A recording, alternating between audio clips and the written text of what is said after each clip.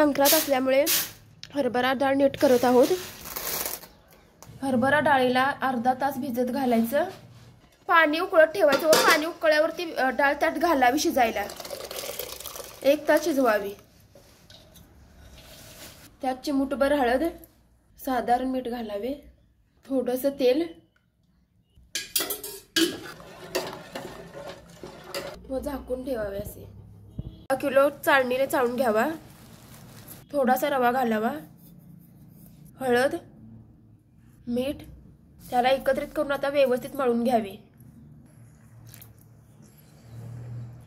चांगलं पीठ मळल्यामुळे चांगल्या पोळ्या येतात, मऊ लुसलुशीत होतात व फुगतात पण चवीलाही चांगले लागतात।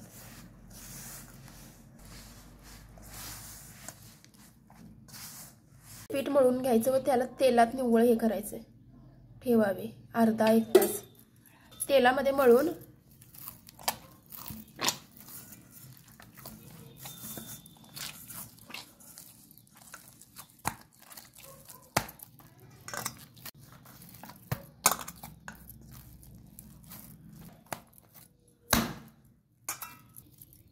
त्यावर थोडे पाणी मारून त्याला भिजत ठेवावी तसे 1 तासभर डाळ शिजत आहे तोपर्यंत। नंतर त्यात थोडेसे तांदूळ टाकावे व शिजत ठेवावे। अशा प्रकारे पोळीची डाळ चांगल्या प्रकारे शिजवून घेतली आहे। आता येळवणी काढून घ्यायची अशा प्रकारे। अशा प्रकारे डाळ वेगळी काढायची आणि येळवणी वेगळी काढायची। आता पुरण करण्यासाठी सर्वप्रथम मंद आचेवर डाळ घालून घ्यावी भांड्यात व त्याला हलकेसे असे परतावे। पुरण करताना 2 वाट्या डाळ 2 वाट्या गूळ तेवढंच घालायचं, समान प्रमाण घालायचं। गूळ बारीक करून घेतलाय आम्ही व गूळ वितळूपर्यंत त्याला झाकून ठेवावे मंद आचेवर गॅसच्या। अशा प्रकारे गूळ त्यात सगळं मिश्रित झालं आहे। त्यामध्ये बारीक किसलेलं सुंठ आणि जायफळ पावडर घालायची। प्रकारे डाळीला त्या चाळणीमध्ये पुरण पाडून घेऊया। अशा प्रकारे पुरण 2-3 वेळा चाळणीने हे करून घ्यायचे बारीक। प्रकारे पोळीचे कणिक तयार आहे, त्याला तेल लावून आणि मळून घेतलं आहे। हे पुरणाचे गोळे तयार आहे, त्याला आता तेल लावून घ्यायचं। पोळपीठाला लाटण्याला तेल लावून घ्यायचं, कणकेचा गोळा घ्यायचा,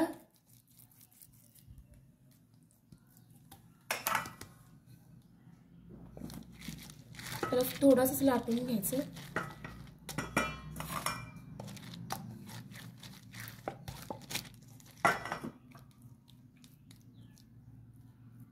व त्यामध्ये असं पुरणाचा गोळा भरायचा।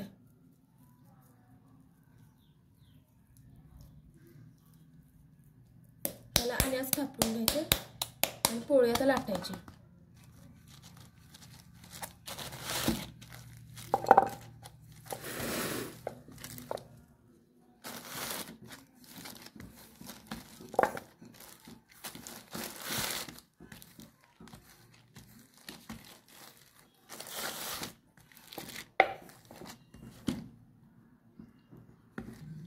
अशा प्रकारे पोळी लाटून तयार आहे। आता तव्यावर हे करूया लाटण्याला।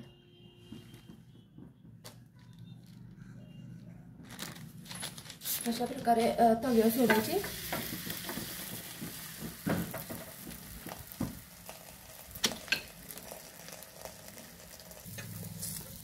त्याला असं तेल ओतून घ्यायचं, थोडे लावून घ्यायचं, परतून घ्यायचं। अशा प्रकारे पोळ्या फुगतात।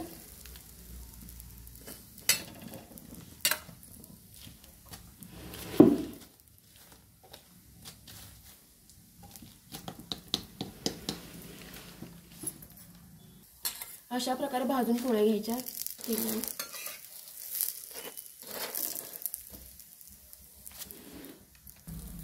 अशा प्रकारे पोळ्या आपल्या दोन्ही साईडने भाजून घ्यायच्या।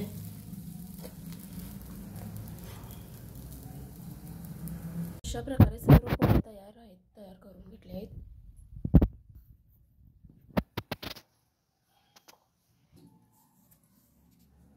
आता त्याला शेपड्यात भरून घ्यायचं। मिक्सरला पेस्ट करून घेतली तर कट्टाची आमटी.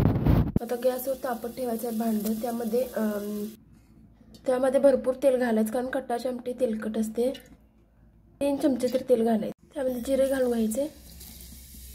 लसूण घालावा. भरपूर लसूण घालायचं आहे. कढीपत्ता घालून घ्यायचा. मिक्सरमध्ये केलेला सगळा बारीक मसाला घालून घ्यायचा. तेलामध्ये या मसाल्याला चांगल्या प्रकारे भाजायचं. 2-3 मिनिट असं त्याला पहिले करून घ्यायचं तेलामध्ये. प्रकारे मसाला तेलात असं चांगल्यारीत्या भाजून घ्यायचा 4-5 मिनिट. त्यामध्ये घरगुती लाल तिखट आपल्याला आवडल्यानुसार असं घालून घ्यायचं. व डाळीच्या पाण्याची येळवणी काढली ती त्यात ओतायची.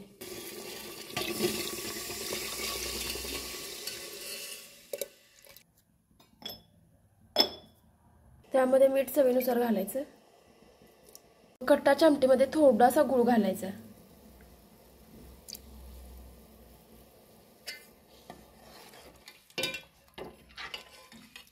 व 15 मिनिट मंद आचेवर याला उकळून घ्यायचं. आता प्लेट झाकून ठेवायची आणि 15 मिनिट असं बारीक गॅसवर उकळून घ्यायचं. कट्टाच्या आमटीला चांगल्या प्रकारे उकळून घ्यायचं व त्यामध्ये भरपूर अशी बारीक चिरलेली कोथिंबीर घालायची.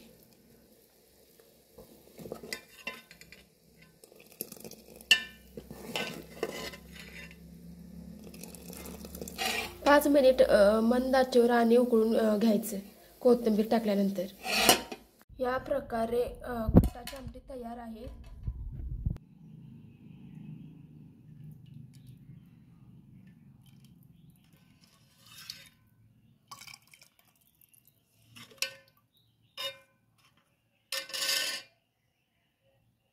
या प्रकारे कट्टाची आमटी व पोळ्याची रेसिपी आज तयार केल्याने आमचा पोळीचं जेवण आज तयार आहे ताट. तर व्हिडिओ आणि रेसिपी आवडल्यास नक्कीच लाईक, शेअर आणि सबस्क्राईब करा. तुम्हा सर्वांना संक्रांतीच्या खूप खूप शुभेच्छा. तिळगुळ घ्या, गोड गोड बोला.